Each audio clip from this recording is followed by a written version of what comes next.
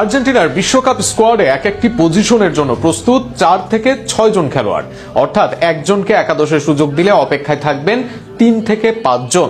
কাকে রেখে কাকে স্কোয়াডে রাখবেন স্ক্যালোনি আর কাদের রাখবেন সেরা একাদশে, তা নিয়ে বেশ বড় ভাবনাতেই পড়তে হবে স্ক্যালোনিকে।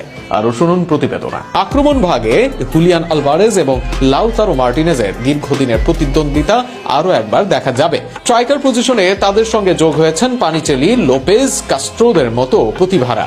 অন্যদিকে ডান প্রান্তে কিংবদন্তি লিওনেল মেসির পজিশনটি নিশ্চিত থাকলেও সেখানে বিকল্প হিসেবে প্রস্তুত রাখা হচ্ছে পাওলো দিবালা, মাতিয়াস সোলে কিংবা তরুণ মাস্তান্তুনো বা সিমিওনেকে। বাম প্রান্তের উইংয়ে থিয়াগো আলমাদার পাশাপাশি গার্নাচো, এজভেরি, নিকো প্যাজ ও অভিজ্ঞ গঞ্জালেজ রয়েছেন। মাঝমাঠের লড়াইটি আরো জমজমাট। এনজো ফার্নান্ডেজ, ম্যাকালিস্টার এবং ডিপল ট্রয়ি এখন বেশ পরিচিত। তবে লিয়ান্দ্রো প্যারাদেস, লো সেলসো, প্যারাসিওস ও নিকো প্যাজের মতো খেলোয়াড়রা থাকবেন বিকল্প।